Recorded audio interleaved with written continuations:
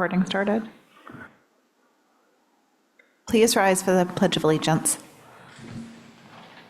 I pledge allegiance to the flag of the United States of America and to the republic for which it stands, one nation, under God, indivisible, with liberty and justice for all. Good evening. I think the mics got louder. I'm going to call the April 10th Select Board meeting to order at 5:30. I don't believe we have any changes to the agenda, so we'll accept it as written. And we do have one member remote tonight, so we'll be doing all of our votes roll call.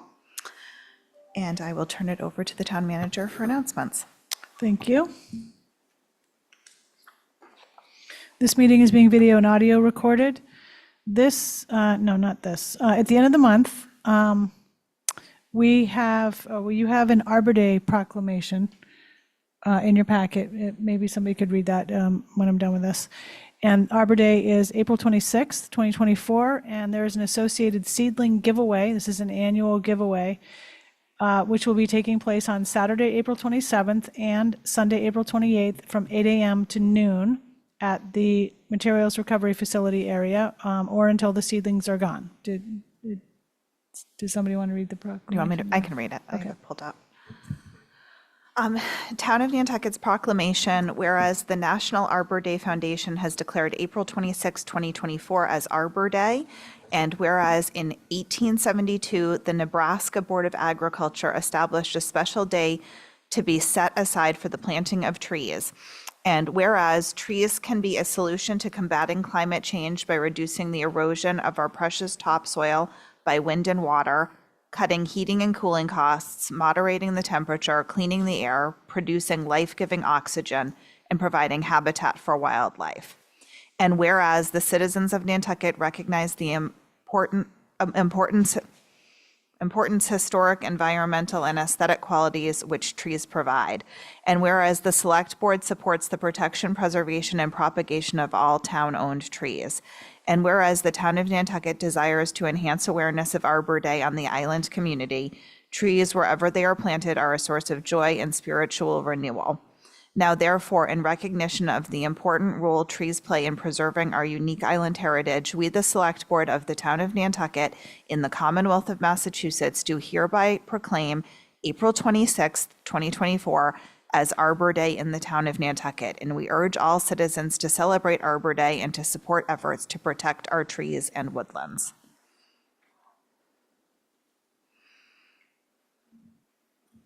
Thank you. Next, the Select Board and the Planning Board are accepting applications for a vacant seat on the Planning Board. These applications are to be submitted to the Planning Office at 2 Fairgrounds Road until noon on Friday, April 26th. And a joint appointment, this is what Mass General Law outlines, will be made at the board's May 22nd meeting with the Planning Board. The timeline for this is online, and we started putting out public outreach about it last week. The timeline for annual committee and board and commission vacancies is also online, and we encourage people to check out what is open or maybe becoming vacant, or any committee, board, or commission that they might be interested in online, and consider making an application. The board will need to make a determination, this is in your packet, I think, regarding the terms of the Cannabis Advisory Committee. That was a temporary committee initially, and those terms will expire on June 30th, 2024, unless extended or made more permanent. We recommend making it a standing committee with staggered terms to be determined by town administration and retaining current membership. If that's okay, we'll just proceed that way. Is everyone okay with that? Just go with it. Okay.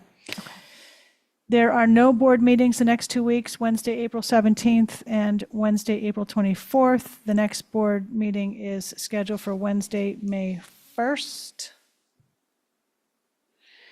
Annual town meeting will start Tuesday, May 7th at 5 p.m. at the high school. And last week, we started reviewing with you some of the informational videos on a couple of the town meeting warrant articles, and we have 3 more videos to share with you tonight. And I think Florencia is going to come on and share them. Yes, just let me share my screen. And then just for information, all the article videos can be found on Town of Nantucket YouTube channel.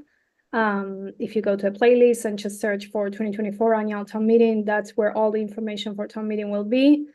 Also, nantucket.shma.gov/2024 ATM for those trying to find the warrant or these videos or any type of information. Zoning maps is also there. So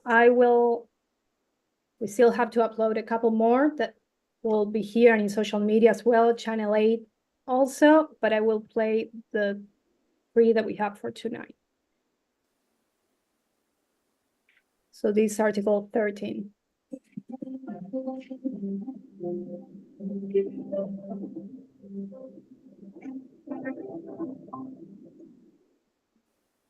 Article 13 seeks $1.2 million in supplemental funding for the design of a new public works facility. This request aligns with the Select Board's strategic plan for efficient and effective town operations, particularly in the maintenance and improvement of municipal infrastructure. It also supports the strategic plan focus area of environmental leadership, with its proposed location, town-owned property at Shadbush Road, addressing coastal resiliency planning and hazard mitigation. The allocation of these funds is contingent upon the approval of a Proposition 2.5 debt exclusion vote, question 3 on the election ballot. What does this mean for the average homeowner? For those with a property valued at approximately $2 million and eligible for a residential exemption, a yes at town meeting and town election will result in an annual tax bill increase of about $2.88 per year over the next 20 years. This request is proposed to finance the design phase of a project aimed at supporting the town's long-term operational and environmental objectives.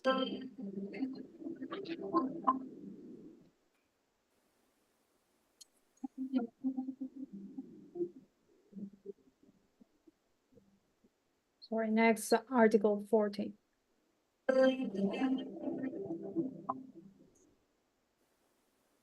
Article 14 seeks supplemental funding to improve transportation infrastructure along Newtown Road. The goal is to support the Select Board's strategic plan focus area of transportation by improving the accessibility of sidewalk routes from the Mid-Island area to downtown.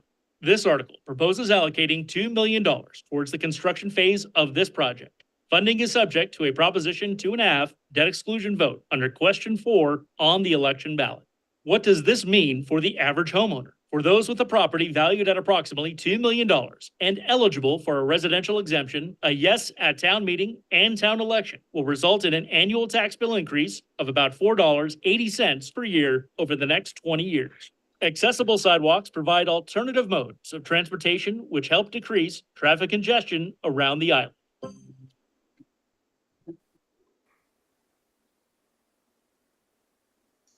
Sorry, are you having trouble listening to the video or watching it? It's a bit muffled, Florencia, at the beginning, and the video itself is a little bit, it's just not moving normally, but we get the gist, I guess. It might be the connection. If not, like I said, the YouTube channel has them all. Libby, do you want me to play the last one or should? I think go ahead with the last one, sure.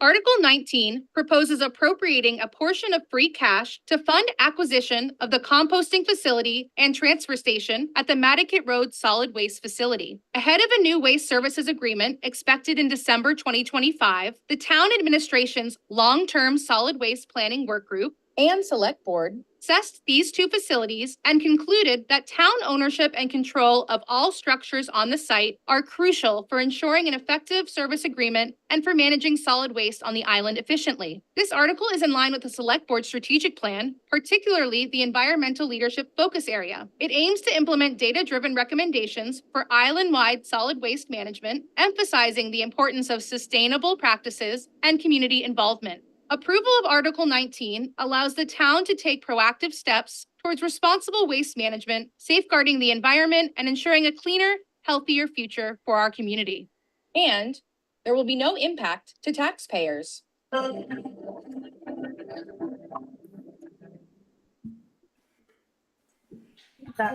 it.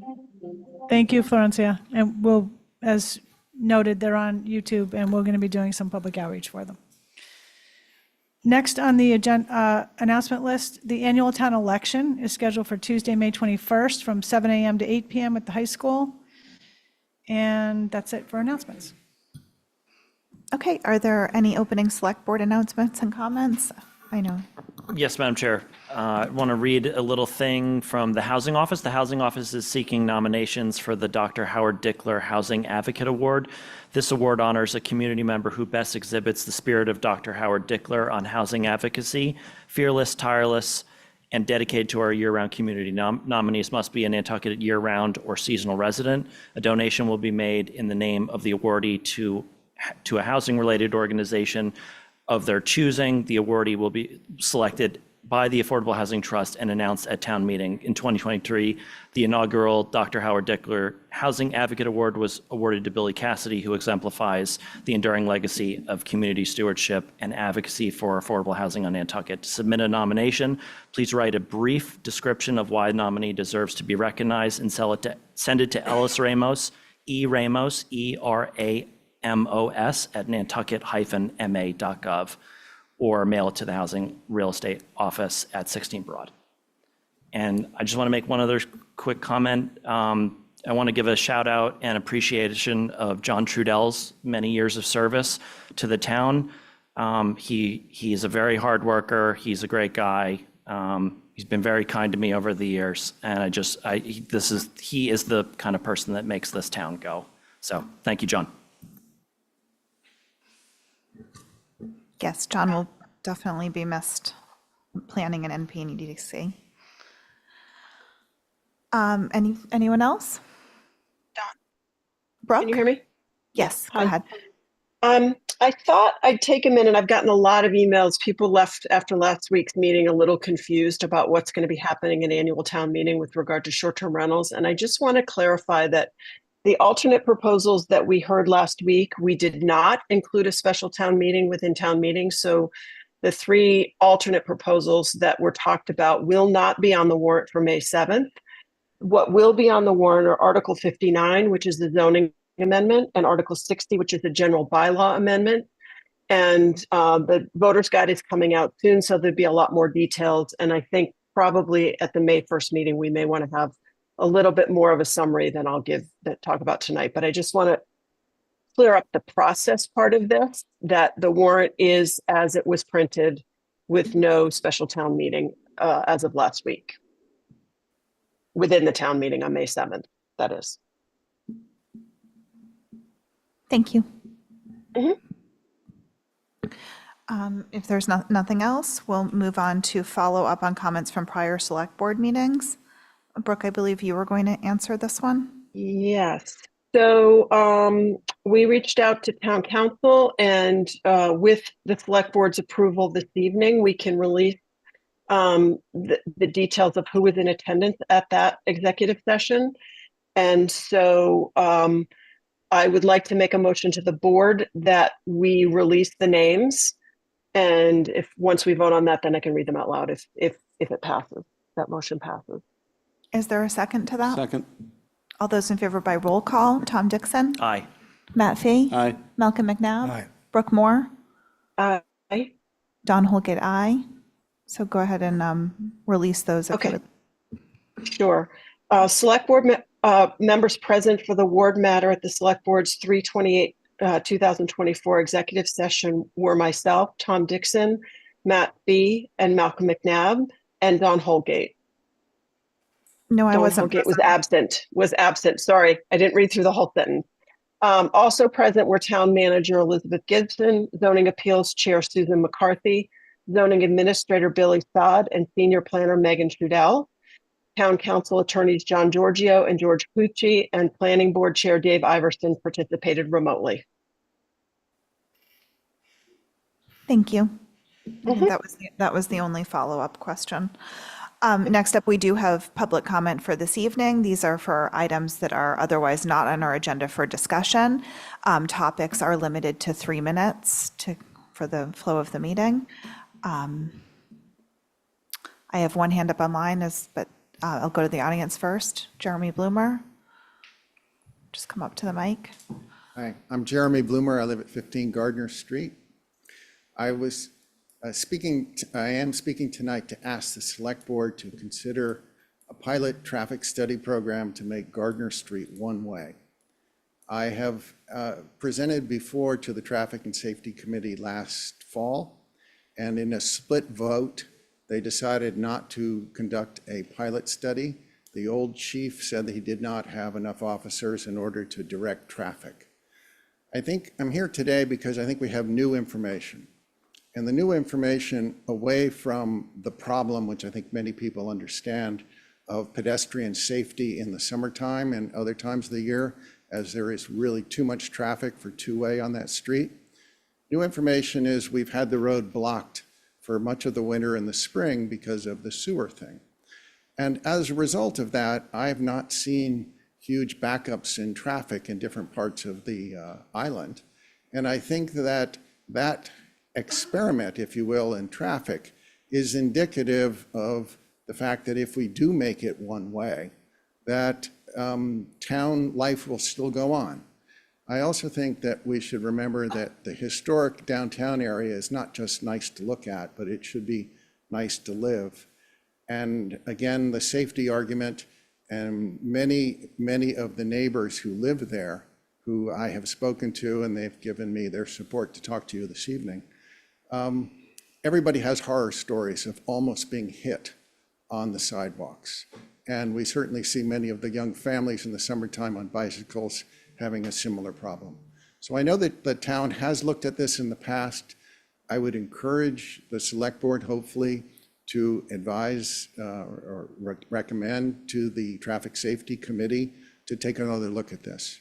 Because I don't think that it needs to be a major artery in the center of town. I think the traffic can be dispersed without causing undue hardship to any of the constituents we all represent. Thank you. Is there anyone else in the audience? Okay, next up, Kathy Baird is online.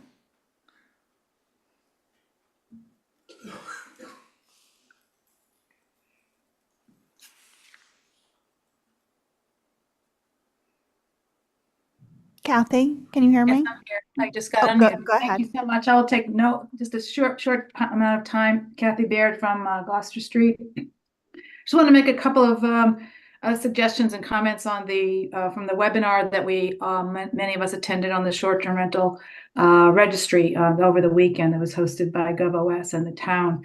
One thing I found out that on that webinar that is not publicized anywhere that I could find is that there is an STR hotline number for people to call if they have issues with a short-term rental that is not complying with the noise and nuisance and lighting bylaws.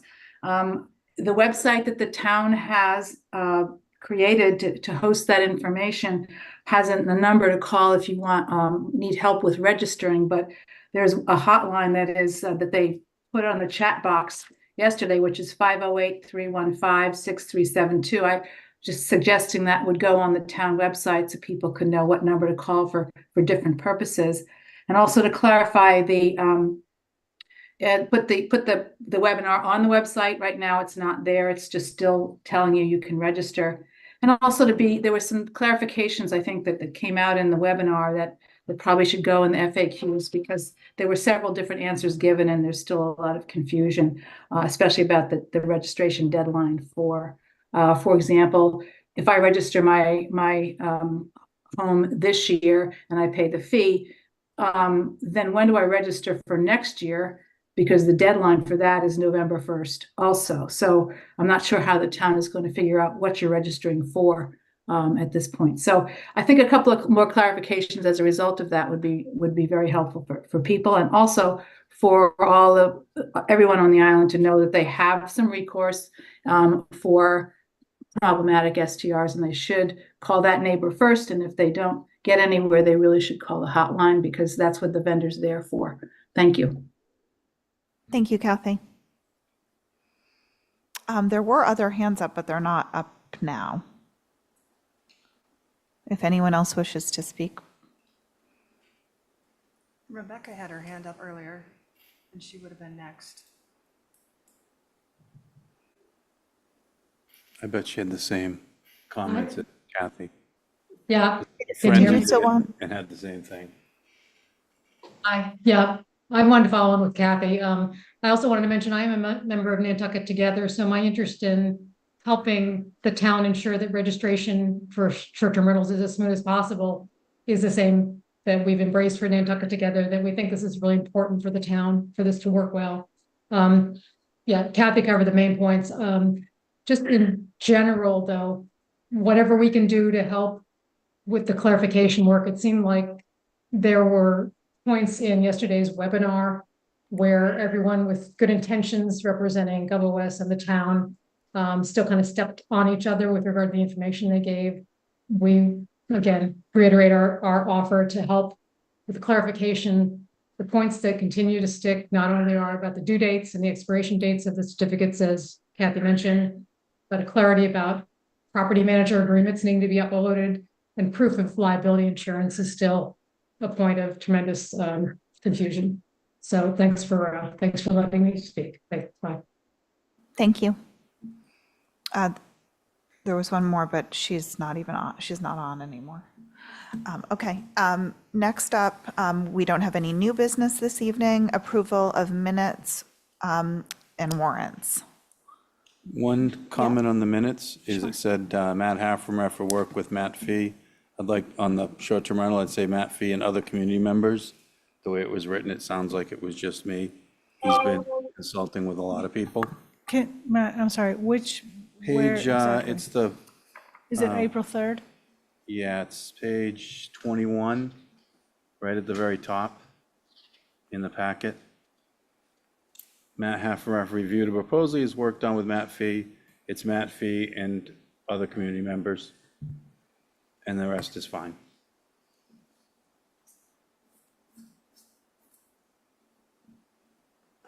Okay. Is there a motion with that change? So moved? Is there a se- Okay. All those in favor by roll call, Tom Dixon? Aye. Matt Fee? Aye. Malcolm McNabb? Aye. Brooke Moore? Aye. Don Holgate, aye. That carries unanimously. That was 1 and 2. And then we move to Citizens Departmental Committee requests and reports. Number 1, Mass General Brigham Nantucket Cottage Hospital request for waiver of the town noise bylaw from 10 p.m. to 10:30 p.m. for the 27th Annual Boston Pops to be held Saturday, August 10th, 2024 at Jetties Beach. Move approval. Yeah, Yeah. I'll move approval. Oh, Brooke, did you say, is that a second? Second.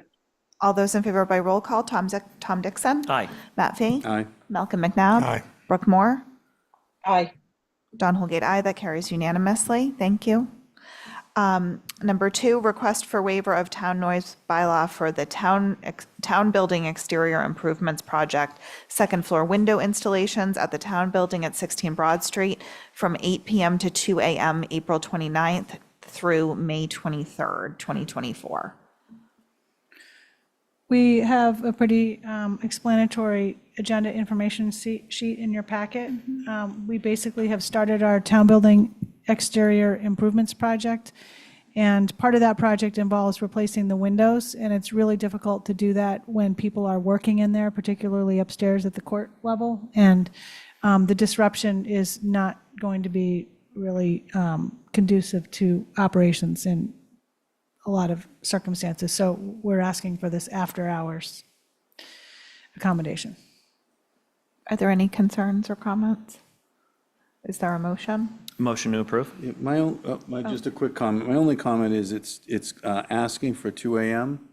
and there's right across, depending, as long as they're sensitive to where there are people living, where there are people, guests across the street in rooms.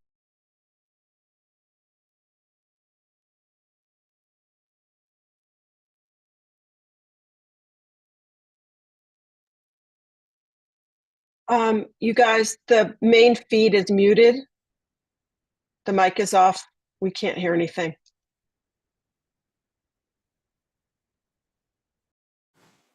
Is there someone in there? Yeah. Okay. Brooke, I was sounding very intelligent. Matt, I'm sorry I missed it. I can hear you now. They said they fixed it. Okay. Do you want to say that again, Matt? I don't know if I'll be able to do it so well. No, my concern is just sort of 11 to 2 on the front side mainly because of, sort of inns and homes that are on that side. So if there'll be somebody kind of managing that and making sure that they're doing the quieter things during those hours, I'm fine with it. Otherwise, I'd want to cut the hours back if we can't control what they're doing. Well, I think it's going to get a little complicated with controlling what they're doing because the loud stuff can also not be done during the day. Yep. Especially when court is in session, and court is going to be in session during some of this time frame. It's not quite a month, and we certainly will instruct the contractor to be as quiet as possible, but I don't think we can guarantee that it's going to be silent And work. they aren't going to be there on weekends most likely anyway, right? Hopefully not. They're going to do probably Monday to Friday and, Right now, it is Monday through Friday, yes. okay. I'll second then. Well, if they were to work on the weekends, they could do it during the day. Right. Yeah, That's so true. If they do something like that, that's So great. maybe, could we do a provision that it's not on Friday, Saturday, Sunday night? There you go. I'll take that. Perfect, I'll take that. Okay, so, who made the motion? Tom. Is that an amendment you'd accept? Yeah. Is there a second? Second.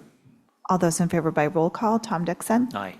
Matt Fee? Aye. Malcolm McNabb? Aye. Brooke Moore? Aye. Don Holgate, aye. That carries unanimously. Number 3, Commission on Disability, request for a public hearing to amend regulations, Chapter 367, taxicabs, charter, limousine, and tour vehicles regarding accessible taxicabs. We're going to add this to the, Well, I don't know if you want to hear from the Commission on Disability Chair on this. Maybe a quick summary.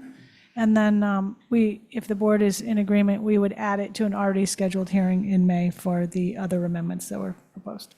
Okay. So you won't be reviewing it this evening? Mickey, I think the suggestion is give a brief summary, and then it'll get scheduled for an actual public hearing. yeah, because it requires the public hearing. Mickey Rowland, Chair of the Commission on Disability. The reason for the request is that there's currently 4 wheelchair accessible taxi licenses that are available, and only one of them is being used.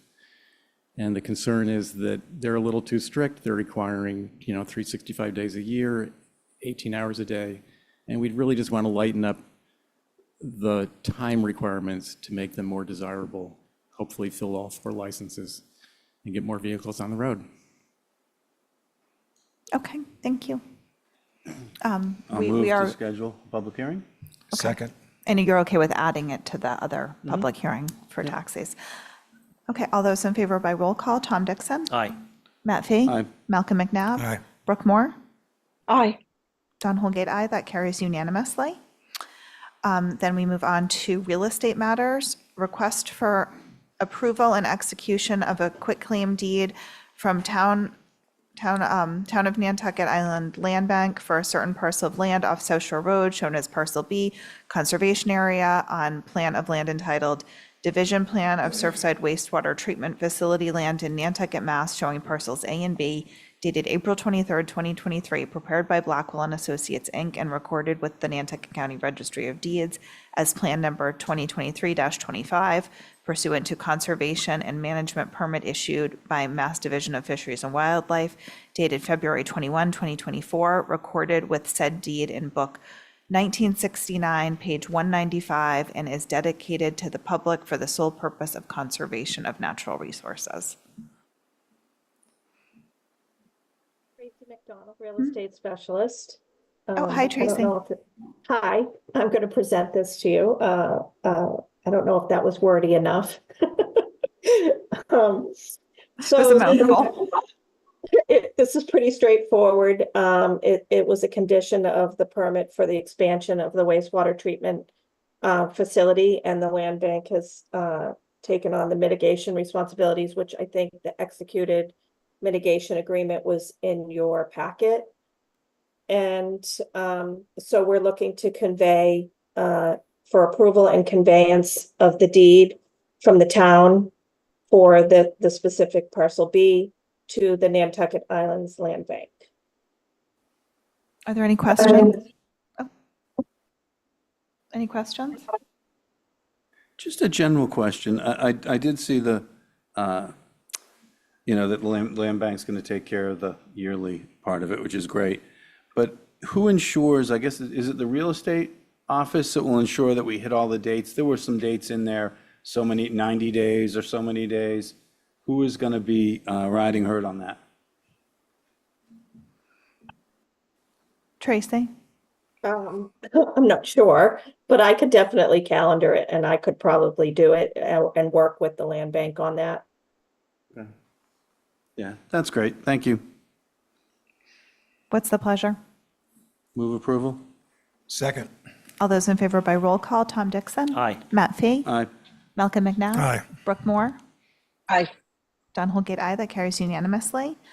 Next up, we have request for approval and execution of a license agreement with Nantucket Island Land Bank for a portion of a 33-foot wide Proprietors Road described as parcels 1, 2, and 3 in order of taking dated September 10th, 2014, recorded with the Nantucket County, the Nantucket Registry of Deeds in Book 1452, page 147, and shown on a plan recorded with said deed as plan number 2014-64 to allow the land bank to relocate the Cisco Beach public parking area over a portion of the Proprietors Road.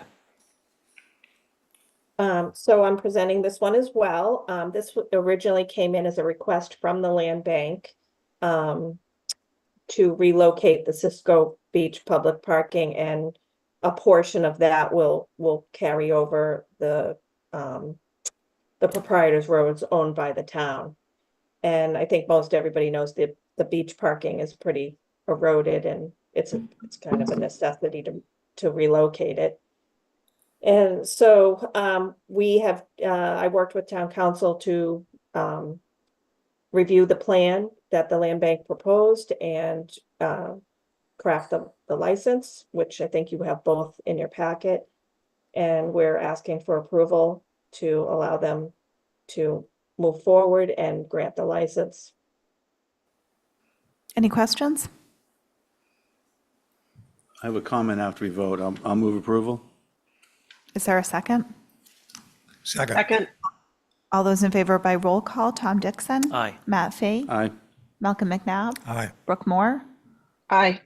Don Holgate, aye. That carries unanimously. Yeah, Matt, and my you had a- comment, can you pull up page 129? There's a map on there, if someone could. If we can't, yeah, you can. And we're able to do this because the Proprietors Road has not been sold or given away or anything. And this is Correct. close to the, it's close to the beach. And so when we are doing the yard sale program, and I'm always asking, geez, you know, what's nearby? What is available? Is there any impact?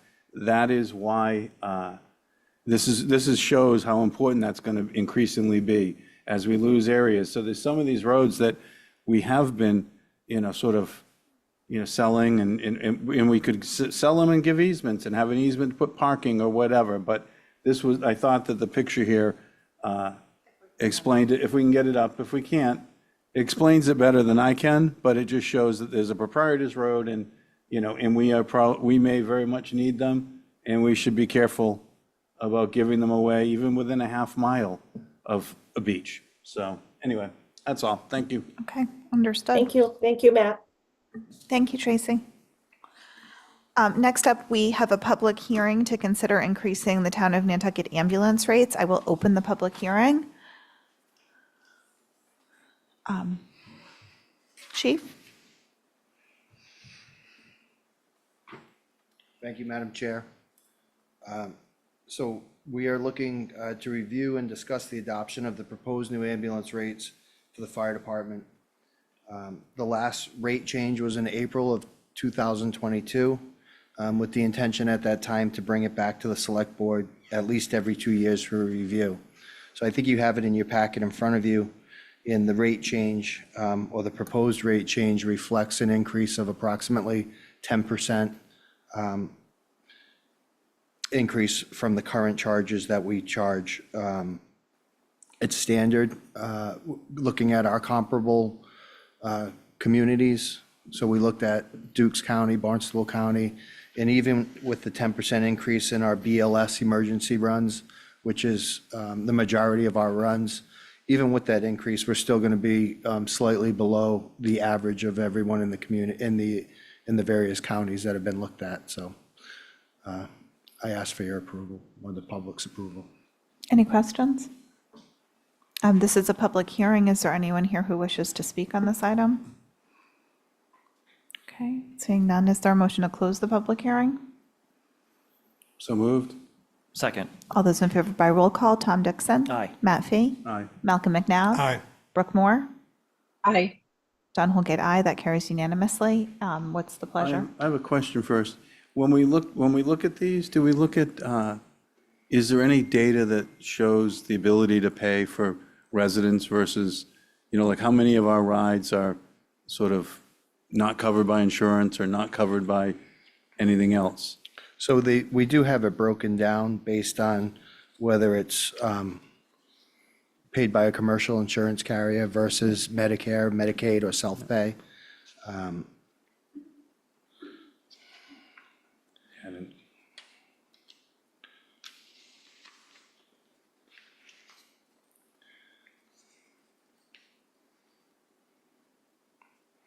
And I'm asking, when you do the analysis, do you compare the other communities to us on those metrics?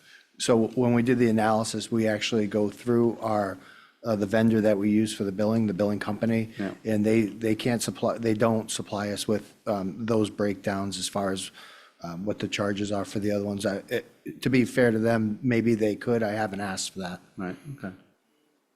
I think it's just something to think about, and we put it, and I'm willing to vote this tonight, but I think in the future, are we putting a burden, if a lot of our trips are not, are paid for out of pocket or paid for some other manner, it may not be comparable, that's all I'm saying. So I think, I'm in favor of this, but I'd like to make sure we drill into it deep enough, and then we aren't doing anything sort of unintended, so. And we're probably not, but it's just me being Makes kind of a sense. nudge. Is there a motion? I'll move approval. So, all those in favor by roll call, Tom Dixon. Aye. Matt Fee. Aye. Malcolm McNabb. Aye. Brooke Moore. Aye.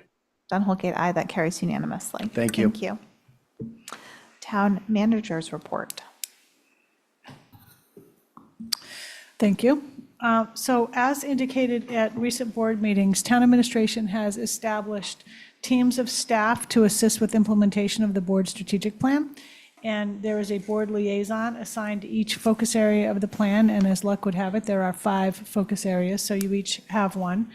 Updates are scheduled throughout the next several months. This is our first one with the transportation focus area, and it's headed by the so-called focus area leader, our DPW director, Drew Patnode, and he's got a couple of staff people assisting, and Matt is our select board liaison. So I think Drew's going to take us through the update with potential assistance from others as he goes through it.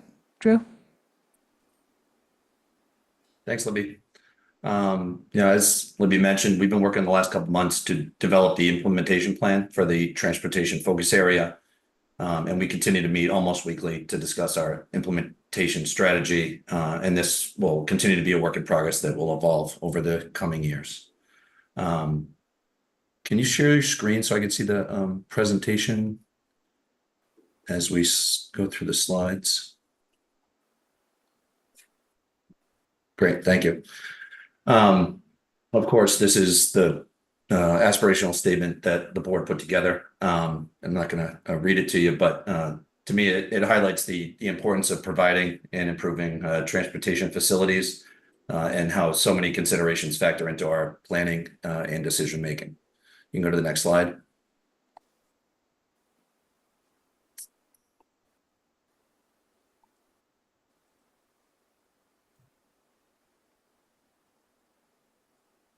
I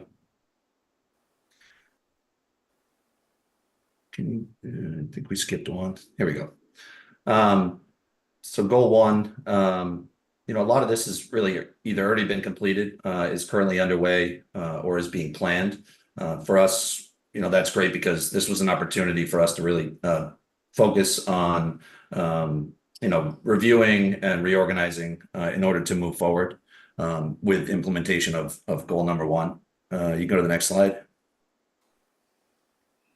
So we identified 3 strategies. As the island continues to grow and change, it's important to reevaluate our existing network, further identify gaps and needed improvements, including alternatives, and then develop the sequencing and schedule for these improvements, which will be highlighted further in the second presentation we're doing this evening. We have a great dashboard of sidewalks and paths that we use to visualize the current network, identify those gaps, and prioritize repairs and maintenance. And a lot of those projects are already outlined in the long-range transportation plan, and coordination of the long-range transportation plan and capital improvement plan is underway. You can go to the next slide.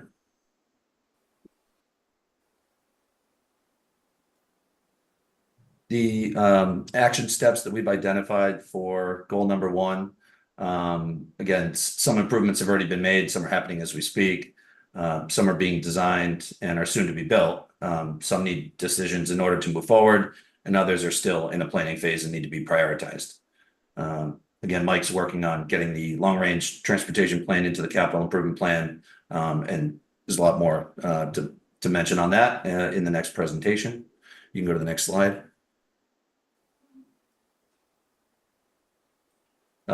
This really should say goal 1 and 2 performance measures. We actually added this to our focus area spreadsheet that we've been working in because we wanted to identify how we'll be able to measure success of the strategies and action items in both goals 1 and 2. And we've identified a couple tools we already have access to in order to do that. First is the Census, ACS, and Mass DOT dashboards for single occupancy vehicle and mileage rates. Second, our permanent data collection devices. One is already installed and in use at Goose Pond Lane. And if you'll remember, there was a contract recently approved to purchase 6 more data collection devices that will be placed in strategic locations across the island.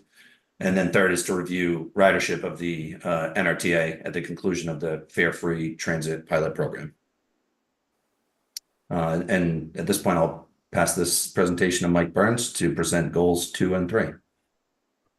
Thanks, Drew. And Madam Chair, as you know, the goal number 2 is to shift the mode of choice from driving alone to and to promote the use of other modes of transportation for their safe interaction with others. Next, please. To do this, there are 4 components. Drew mentioned the adding facilities to accommodate walkers and bicyclists. The second goal is to have a very good land use policy and we utilize a town and country pattern of development, and the idea is to continue to support that, to encourage densities within the urbanized or the town overlay districts rather than having a sprawling pattern of development. The third item there is incentives and disincentives to driving alone. That can include an incentive for free transit or disincentives for paid parking. And lastly is a robust public outreach and communication strategy to again promote those modes of transportation. Next, please. And to implement those, complete the, as Drew noted, actually implement the capital projects to create those accommodations for active transportation, those who walk and bike, and related to parking management, and as approved by town meeting a number of years ago, establish a funding source for accommodating non-single occupancy vehicle use. And as you all might know, that was the intent of the parking management district, was to create a fund to collect parking revenues and use those on non-single occupancy vehicle uses. Next, please. And related to that that parking management system is the goal is to continue to evaluate a parking management system. Next, please. The action out of that is to actually implement an approved parking management system. Next, the action steps for doing that. The select board had been presented with some decision points that needed to be made related to parking management. One is to actually select the district that would be used for parking management, the interface or the software that be used for payments within that district, the restrictions and rates for those for that system, as well as a system for oversight of the revenues and performance of that system, as well as to determine a pilot duration if this is going to be piloted. And the last action point is a mobile parking procurement that's needed to actually support the parking management system. And the next slide is a summary, and I'll hand it back to Drew to summarize those 4 points. Thanks, Mike. So yeah, in summary, we're working to expand that sidewalk and path network between Mid-Island and downtown, but not even just that. It's also, between essential services. And that also folds into goal 2, which is shift the mode of transportation. And I guess I'll open up to any questions, or we'll move on to the projects presentation. Any questions? No questions, just a quick comment. I think one thing that I was really pleased with was that we're going to have performance measures. We're going to be able to measure. Part of doing good planning is actually being able to see whether you're actually having something that can be measured, and are you actually meeting it. And I think, I'm happy to see that Drew is taking that on board. I still, I've told him this, but I still think we need to have a parking commission, because I think it needs focus. If it's going to be successful, there needs to be a group of people who are focused on this, and it's not an afterthought on a Wednesday night or a burden to staff. There's got to be people that really want to do this. We voted to implement this a number of years ago and do it. I think now I just would like to give it the best chance of working, and that's it. Thank you. Brooke? So I feel like we brought the technology for ticketing and being able to collect that data electronically. And I'm just curious, because my understanding was we were sort of waiting to be able to do some analytics on that to move the parking project forward, like to give it structure and direction and sort of a rationale for implementation as well. And I know, we had Mike, you haven't been back all that long, but it's not really a question of has it been done, but is there a plan to be able to utilize that data in that way to help us in our decision making? Madam Chair, if it's all right. Yep, Mike. I can say that the police department did provide the data that was collected. The limits of that data is based on citations or violations, so it wasn't really the use of the parking for every time a vehicle was scanned using the equipment, but rather if there was a violation, then we have a good readout on what the violations were. So there's very good geographic distribution. If you want to look at where citations are handed out, where there are constant overages or of time being used to park, we have good readouts of that, as well as a description of the vehicles who are the violation, whether they're Nantucket registered vehicles or visitors or seasonal residents. So we have a good presentation on that, but not necessarily on the overall picture of that data. So there's a limit on what the data that was collected and what we can do. There's a limit to what we can understand with that data. I think there's going to need to be a different strategy deployed to look at durations or demands for parking, then how many parking opportunities do take place in downtown, because that wasn't collected. So there's probably needs to be some review of that for this upcoming summer to see what the capabilities are for the next round of data collection. So can that be collected?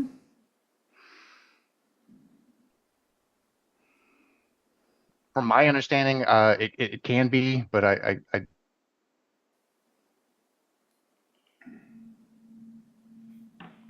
think there's more discussion with police and parking enforcement, the full limitations of that. I just know what data was collected, and it was just citations last year. Okay. Thank you. And that's sort of part of my point is I think this is going to take some, to work out the bugs, this is going to take some focus. And I'm not sure we can do that on a Wednesday night. And the vote that I was talking wasn't for this board. It was back when, who was on? Jason and Rita were on. And we voted a demand management system based on those principles. So this has been coming, COVID has slowed us down, but I think this has been coming for a while. If this board wants to retract that vote, we should retract that. But I'm still operating on the fact that there was a vote that the board made. So anyway. Yeah, Madam Chair, could I ask, could you? Yep, Malcolm, then Brooke. Yeah. I'm sorry, could you kind of detail that? Because my sense of this is, we always seem to be talking about this, and I'd like to see it move a little faster down the road. So what did the board? Well, I'd have to pull it up. I don't have it memorized. Just general. Generally, the board voted to, to pursue a parking management with demand management principles. That was the, that's my understanding. So, and I think it's been delayed because of COVID and delayed because of we didn't have the right equipment. And so we've been making steps toward it. But I think it's, I'm glad that Mike's back and I'm glad that Drew is working on it. I think, I think it's amazing that we're going to have free bus service this summer. It all ties into the big picture. If you have a funding source and people can get on any bus for free, they're much less likely to be getting in the car. I've had friends already tell me, I'm going to send my kids for ice cream in the bus. So, so we're heading the right direction, but we need to get over the line on this one, which I know is the third rail of politics here. But I think it's, it's a really big part of the picture. Thank you. Yeah, because since that vote was taken, there was a pretty big public outcry against it. Brooke, did you have a comment? I was gonna say what Matt said, which is the NRTA's free ridership for the season, I think also will provide us another set of, data that flows into this question, because I think if that works really well, to me, there's an incentive to generate the revenue that might support that in the future as well. So I think it's worth moving this along as well.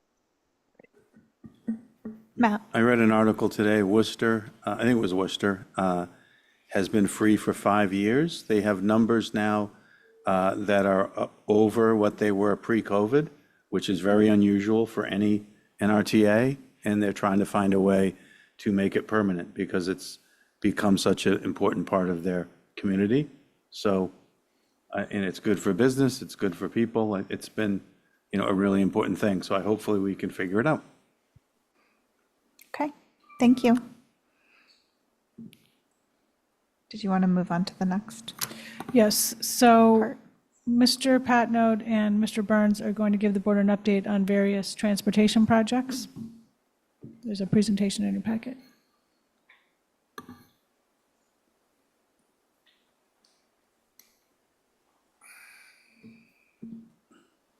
Thanks, Libby. Can we just get the presentation shared on the screen so we can follow along?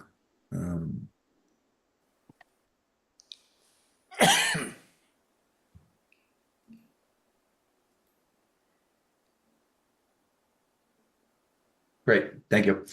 So there's a lot of projects in this presentation. We combined, I don't know, almost over a dozen, I think, total in various stages. So we've kind of sequenced these basically in terms of which ones you're going to see implemented first, and then at the end would be projects that are further out on the horizon. So to get started, these are the DPW roadworks projects that we intend to implement this spring.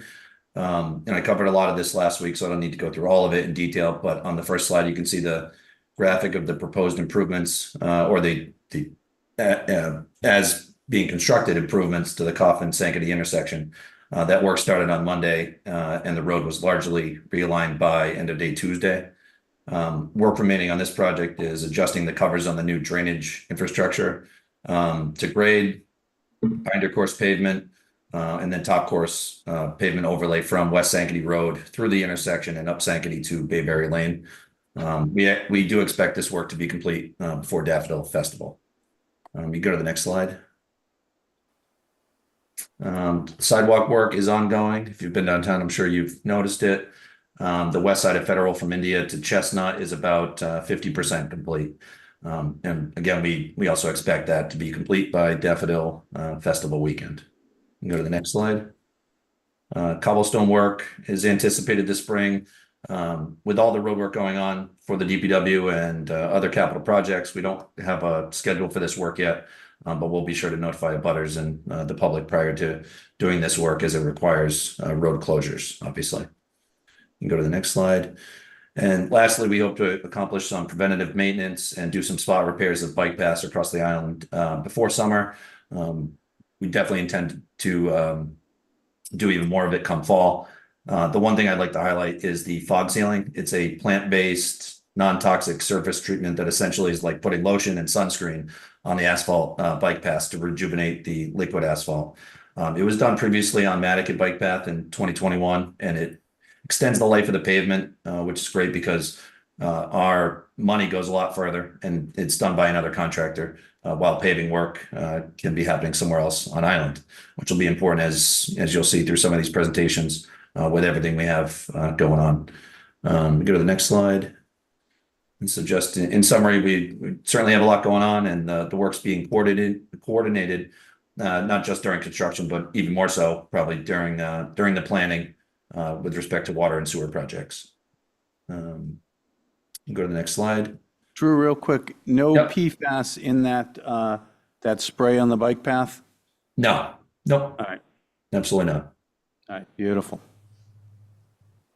I'm actually going to pass this part of the presentation over to Mike Burns. Thanks, Drew. Next slide, please. This is about the Milestone Road at Pulpus Road improvements. This project is funded through Mass DOT and helps realize the community's goals for mode shift, accessibility, and expansion of public paths, and to improve safety. Next, please. The project is moving towards final design. This is a color image of the preliminary engineering plan that was reviewed at a public informational meeting in January. Next, please. A product of that public informational meeting were comments from the Nantucket Historical Commission, who did vote unanimously to support the project with 4 modifications. One was to shorten the queuing lane along Pulpus Road, minimize pavement markings along Milestone Road, and to use a special seed mix for ensuring a diverse regrowth of plant species. Next, please. And as I mentioned, this project is funded with federal and state aids included in the NPDC's Transportation Improvement Program. Again, unanimous support from the Historical Commission, and the project should be set for bidding of construction in June of this year at a cost of $2.7 million. And the construction start date is to be determined, but the bidding will start at the beginning of the summer. Next, please. Drew? Thanks, Mike. As highlighted in the wonderful video Florencia showed earlier, Newtown Road is a project I assume everyone's familiar with at this point. It supports the you can go to the next slide. Sorry. It supports the Select Board Strategic Plan Goals 1 and 2. Right now, we are currently in final design, and we hope to bid the project this summer or early fall of this year. You can go to the next slide. So this is a snapshot from the design plans, just included to highlight the project limits, which is full length of Newtown Road from Hooper Farm to Fairgrounds. Hard to see in this image, obviously, but being designed as a bike path on the north side of the road with a 3-foot wide grass strip and split rail fence, granite curbing on the north side of the road, an entirely reconstructed roadway, including a drop-off pickup area near the daycare center, and new speed cushions, new drainage, and Cape Cod berm along the south edge of the road. You can go to the next slide. Environmental Partners is the design firm, and it's important to note that construction of this project is contingent upon approval of Article 14 at the upcoming annual town meeting for the necessary supplemental funding. You can go to the next slide. And in summary, we're very close to finishing the design, and pending that supplemental funding, hope to have the project bid, constructed, and complete by next summer. Go to the next slide. So the Surfside area transportation improvements, another project I'm sure most people are familiar with. It also supports the transportation focus area goals number 1 and 2. We are currently working through final design and easement takings, which were approved at the fall of 2023 annual special town meeting. We hope to bid this project this summer or early fall of this year. Our goal is to transition from the water main project, which is currently being constructed and is almost complete, into the transportation improvements project. This would allow for the 3 roads in both the water and roadway projects, project limits, to see the entire corridor redone and completed in a few years, rather than taking a phased approach. Our current estimated construction schedule, depending on when we can bid and award the project, would likely take construction into 2027. While a phased approach would mean that construction of some roads would likely continue through 2030 or beyond. And that phased approach would also significantly increase the overall project cost. You can go to the next slide. This is just a reminder of the project limits. So that's Monahans Road from Miller Lane to Orkawa. It's the entire length of Orkawa, the public portions of Orkawa, and Lover's Lane from the Boulevard to Old South Road. In order to reconstruct the roads in a new alignment, in order to accommodate the new bike paths and drainage infrastructure along all 3 roads, a lot of utility relocations will be necessary, which we are actively working on coordinating with the various utility companies. Another thing to note about the design is that most of the drainage systems were able to be designed to handle a 100-year storm.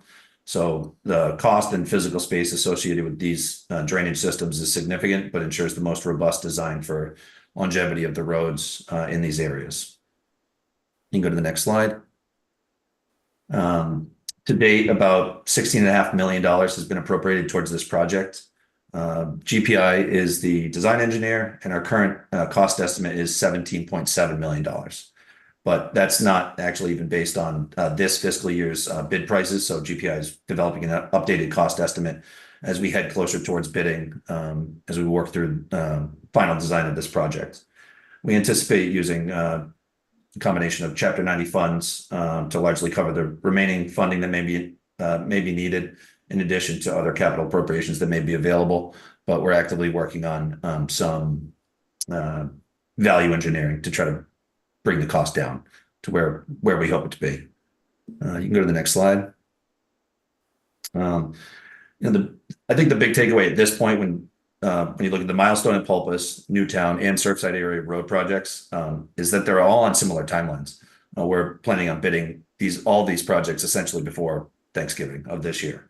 Although they all have 1, 2, or 3 year estimated durations, that's a lot going on at once. When you factor in final paving for the sewer force main project, ongoing airport project, and obviously our annual DPW roadwork initiatives.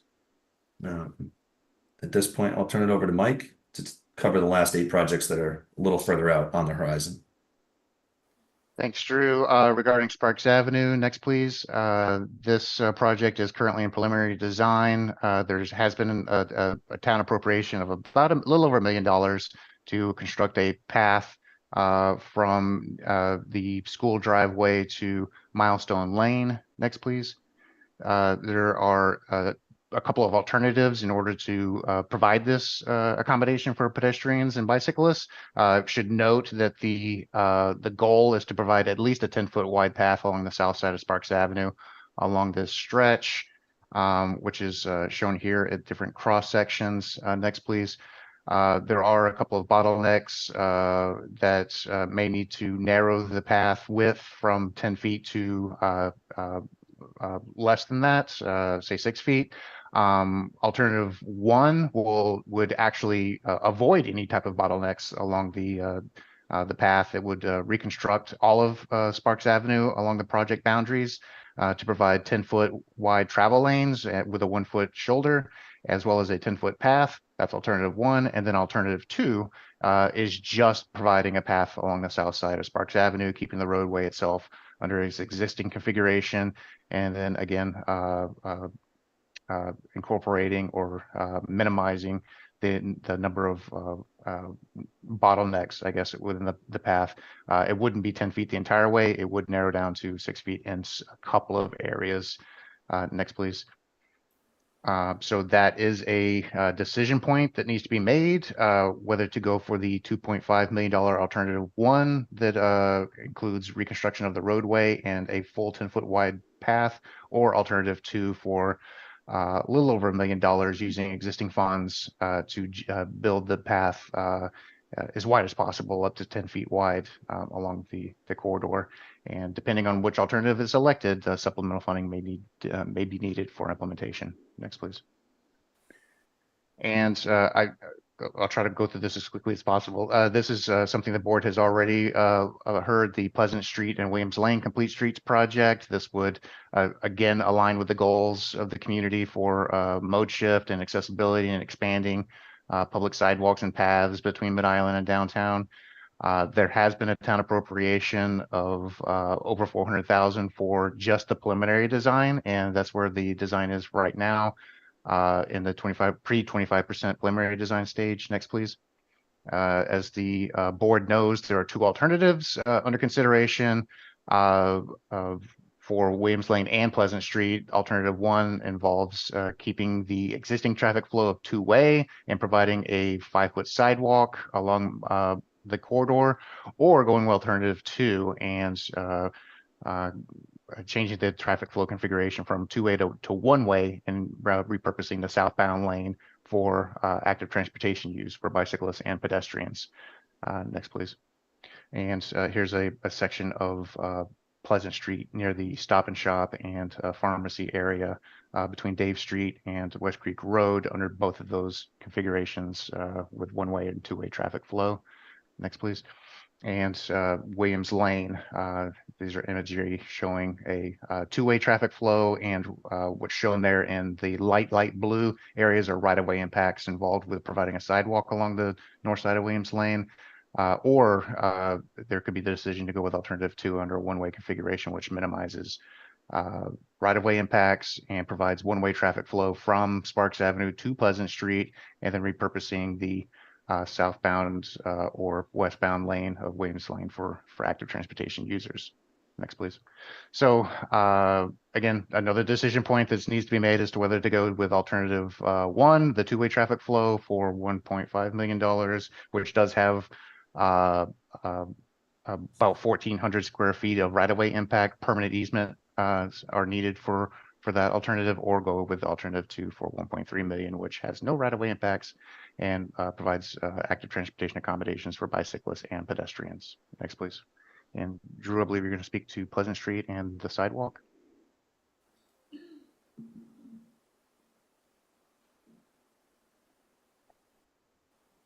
Yeah, thanks, Mike.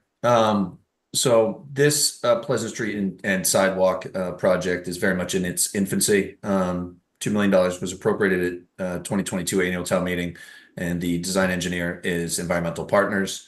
There's been some site visits and very preliminary engineering work is underway. I want to highlight the project limits. So this is different from the other project Mike was just speaking about, because this is Silver Street to Main Street. They are working on developing alternatives for sidewalk and tree conflict at Jefferson Lane in particular. And then working with historic preservation in mind for details as far as the sidewalk restoration aspect of the work. So again, very much in its infancy, and we did not. So we're not in a position to move forward with a supplemental funding request for construction costs at this time for FY25. Go next. Back to you, Mike. Thank you. These are milestone road improvements, and these were projects that were recommended at a previous town meeting to request Mass DOT initiate projects for reconstruction of the Milestone Rotary and the widening of Milestone Road, and that also includes the reconstruction of the Nobody Farm Road intersection. These three projects, which we're referring to as the Milestone Road improvements, do realize the community's goals for safety, accessibility, improving reliability while being sensitive to the island, and we're defining sensitivity to the island by reducing emissions, and the intersection improvements would greatly reduce delay, which thereby would reduce overall emissions. Next, please. Just for reference, these three projects are, again, from the Milestone Rotary going east to Bunker Road or New South Road. The Pulpus Road intersection, which we talked about earlier, is ongoing, and the Monomoy Road intersection, as you know, is already complete. Next, please. The reconfiguration of the Rotary, this is based on a study done about 20 years ago now to provide two approach lanes for all the approaches to the Rotary along Old South Road and Sparks Avenue to mimic what's being provided, the two approach lanes for Sparks Avenue and Orange Street and Milestone Road. That would greatly increase capacity and reduce delays along the Sparks and Old South Road approaches. Next, please. And this on the left-hand side of the slide shows the existing configuration of the Nobody Farm Road intersection, and on the right is a rendering that was done as part of a 2017 traffic study called the Old South Road Corridor Traffic Study, which did look at a number of different configuration options for this intersection to reduce delay along Nobody Farm Road, and the preferred option was the roundabout configuration. Next, please. And again, based on town meeting votes to widen Milestone Road to 10-foot travel lanes with 1-foot shoulders, or excuse me, 11-foot travel lanes with 1-foot shoulders. This is an image showing the heavy use of the corridor for truck traffic. The area along Bunker Road, New South Road is an industrially zoned area. So there's a lot of larger vehicles, dump trucks and whatnot that need to use the corridor, that need to use the substandard, that are using the substandard width. And you can see the ramifications of the substandard width on the right-hand side, showing premature pavement degradation and actually lane departure with tire tracks along the edge of the roadway along a lot of the corridor. Next, please.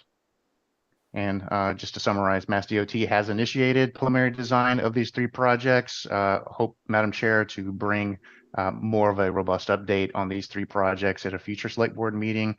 And these projects would be included in the NPDC's Transportation Improvement Program, or TIP, and would use predominantly federal and state funding to implement those projects. Next, please.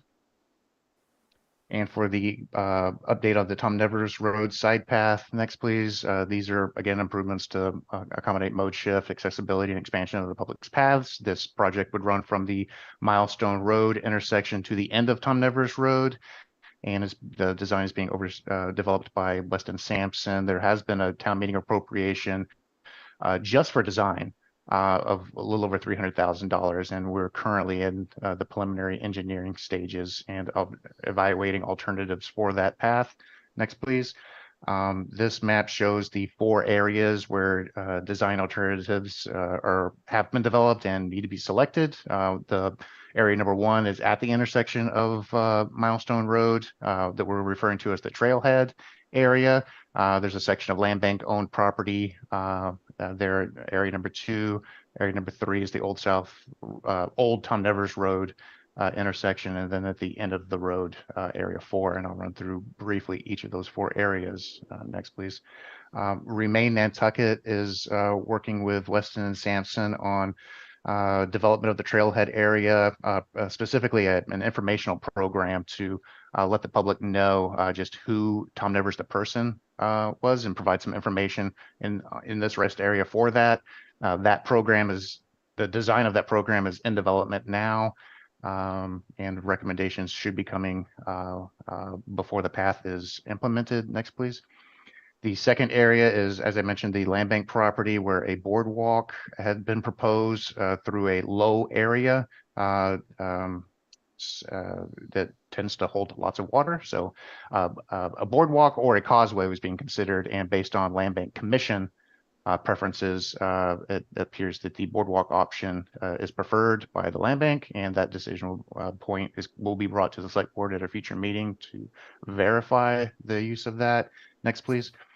There are safety improvements being evaluated at the Old Tom Nevers Road intersection, whether to keep the existing configuration, which comes tangent to Tom Nevers Road and what that crossing looks like, or to tee this intersection up more to provide more of a safe crossing for users and for vehicle circulation through the intersection. Next, please. And then at the end of the path, there could be the option to continue a shared use path option on either the north or the south side of the road, or go with a bike lane option to greatly reduce right-of-way impacts. There's not nearly enough road layout here to add a path, so there would be property impacts. So there does need to be a decision on what configuration this accommodation would take. And as I mentioned, this is in preliminary design. Right-of-way impacts will be reviewed by abutters later on in the May-June timeframe, with preferred alternatives that needing to be selected after the summer during the fall of 2024 to determine costs, so that we can actually ask a town meeting appropriation for local funding of that project. And next, we'll give you an overview of the status of the Walnut Side Path. Next, please. This project's being funded 100% through federal grants, and there has been a town meeting appropriation for any supplemental funding that may be needed to implement the project based on the preferred design. The project currently now is in preliminary design, and there will be a review with the local community this summer to refine what that alignment of that path looks like and different impacts of that path. Next, please. The areas shown in light green here are properties controlled by the Nantucket Conservation Foundation. They're a big abutter of the corridor, so there needs to be coordination with them and a variety of other stakeholders, and to evaluate impacts to wetlands and other private properties, as well as utilities. And that's currently ongoing right now during the preliminary design stage. And as I mentioned, there will be ongoing coordination this summer. And select board approval of a preferred alternative is needed by the end of the summer, as well as with Tom Nevers. Next, please. There's a lot of, and just for Mike, you probably know this, is a lot of interest from that neighborhood in helping to fund it if necessary, and if needed, if it would help move it along. So, and I've put people in touch with Patrick prior, and I'll put with Mike now. So, and I think that's our list, right, Drew? I think that's everything. That's it. That's all we have going on. I have a question, if I can. Yeah, go ahead. I'm back on Newtown Road. When you're designing somewhere like Newtown, are you planning areas to put trees in that will not be, ruining the bike path, et cetera, but will allow there to be some shade and some tall trees and things, so that it'll, sort of calm traffic a bit? Is there anything in those designs thinking along those lines? Yeah, I mean, we absolutely do evaluate that as an option. With Newtown Road, I think I mentioned it to you, have the bike path, a 3-foot grass strip, and then the roadway. In order to put trees in that wouldn't impact the bike path and the road, it would require property takings. So it's something that we discuss every time we design a project like this. But in this area, it was really not feasible unless we were going to go the extra mile and start taking property. So I try to tell people on Newtown Road, it's going to essentially look pretty similar to what you see on First Way. Right, and that's why I'm asking, is I think First Way was a bit of a lost opportunity, and I think, I've told this to Andrew, I think from North Liberty Street to the airport is an urban environment, and we can't keep building we need to connect all the roads, and we can't keep building suburban streets and think that it's going to work. I think over time, we need to, sort of start shifting how we view it and making trees and making nice areas that people want to walk, and, sort of slows the traffic down, put on-street parking and things like that through that whole area. So anyway, that's number one. Number two, traffic modeling. I would feel more comfortable, considering one-ways or considering roundabouts in certain areas if I knew what the impact was going to be downstream from some of these. And I know that that's been a sort of a goal, and Andrew has talked about it, but can you speak to that a little bit? Yeah, I mean, Mike, I know you've worked pretty closely with Chuck Larson over the last couple of years on this. And again, to touch on the contract that was before the board a couple of weeks ago for the 6 permanent traffic data collection devices, those and the permanent station that already exists at Goose Pond Lane, the intent is to put those in strategic locations and eventually develop a traffic model. And so this might be the start of even more, data collection so that we can make more informed decisions and understand how, as we start doing planning and design of different projects, like you said, it impacts, upstream, downstream, and adjacent streets. So, like if you have anything else to add, feel free to jump in. I think you hit it. Matt, I would hope to give you and you and the board more of a timeline on development of a traffic model in the coming months. We do have a RFP that's been developed, a request for proposals that's been drafted that has a scope outlined on what that model would look like and what the capabilities are. There's been funding appropriated at a previous town meeting. I think the next step now is actually issuing that and getting that developed. So hope to have more of an update in the coming months. Okay.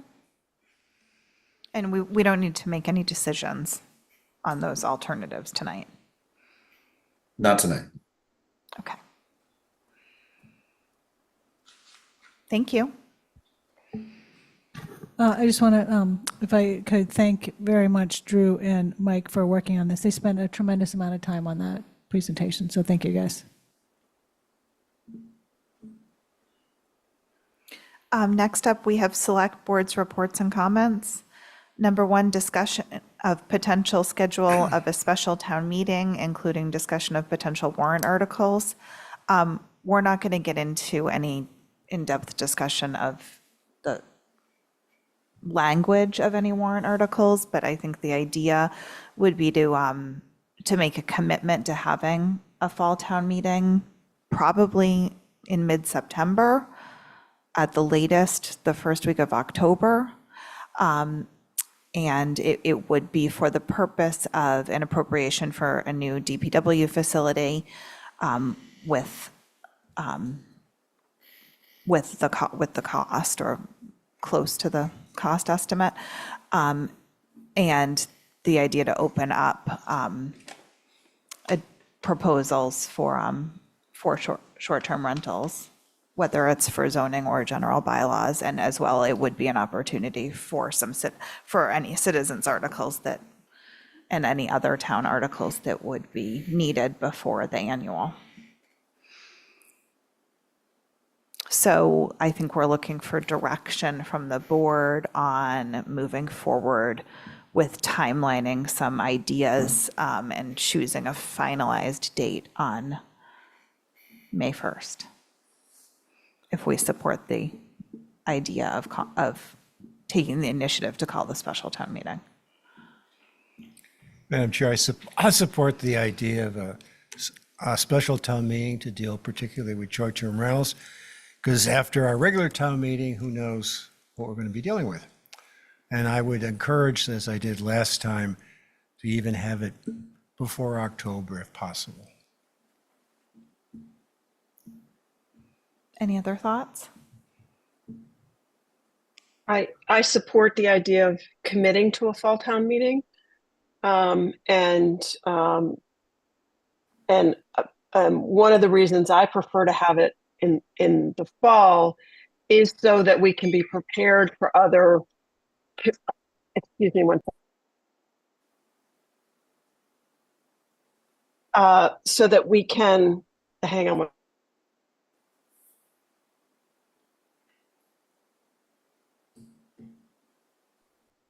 So that we can, sorry about that, have time for the community to digest any follow-up, particularly on the short-term rental topic, after annual town meeting. So I support it. Thank you, Brooke. So Libby, you'll bring back more finalized dates after talking internally. Yep, we need to firm up the school's availability, the sound, the e-voting, and other key staff people's availability. Okay. Is that enough direction? Or do we need to take a vote? I think that's enough direction, sure, yep. Okay. Next up, we have committee reports.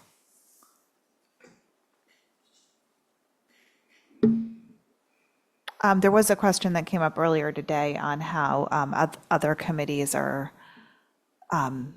getting scheduled to establish hybrid meetings rather than remaining fully remote.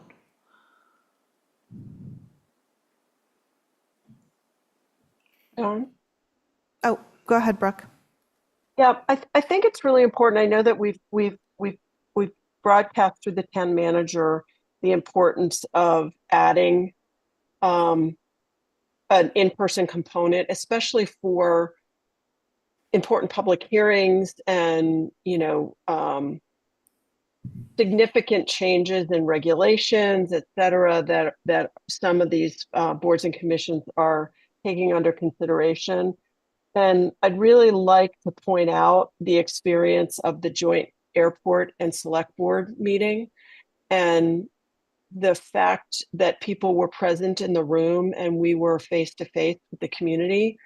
I think it's a palpably different experience. I think both for those who are trying to communicate with us and other boards and commissions, and also the opportunity for us to be present in the room with people who have things they want to tell us and opinions they want to share. And I would like to encourage the other boards and commissions to hold any major changes till they're able to have an in-person component for that reason. It was really compelling to me. And I think we should move toward it. I think hybrid is important with folks who aren't here in the off season to be able to attend, for us to save money on transportation for consultants and attorneys not having to travel. But I do think the value of face-to-face dialogue is critical. I would agree. Matt? No, I agree. CRAC is looking for a meeting in 2 weeks. The chair, Peter, is hoping to get either the chair or the vice chair of the regulatory boards and commissions to come to the CRAC meeting to talk about coastal resiliency within the boards or commissions. For example, are they already taking sea level into consideration? Are there, certain areas, are they doing things, to deal with the vulnerability? Are there issues or challenges they are facing that they'd like, CRAC to help them with or dig into? So I guess the question is what's the best way for them to ask people to come? Do they just email? Do they send that through the town, or what's the protocol? Regulatory boards, did you say? Yeah, well, this is from Leah. She's asking for, regulatory boards or commissions to come to the meeting, like the chair and a co-chair or one or the other. They don't need two. If they don't need two, so it's not a joint meeting, I think she could just reach out to the staff liaisons for those boards. Okay. And I'll ask her to do that. Yeah. Yep. And CRAC did meet again last couple of days ago and had another presentation, which was another one that was pretty interesting, but it's moving along. Brooke? I want to talk for a second about the Washington Street corridor with the land bank and others, and just to emphasize to the public that this is really in this project is in a pre-planning stage. So there's no implementation timeline, no construction timeline. This is, we're looking at concepts at this point. Some members of the public came to the meeting and felt that things were moving along without public input. And I just wanted to assure the public that the first step is going to be the collection of community input and outreach before this even goes into design. So. Thank you. Anybody else? Is there a motion to adjourn? So moved? Is there a second? Second. By roll call, Tom Dixon. Aye. Matt Fee. Aye. Malcolm McNabb. Aye. Brooke Moore. Aye.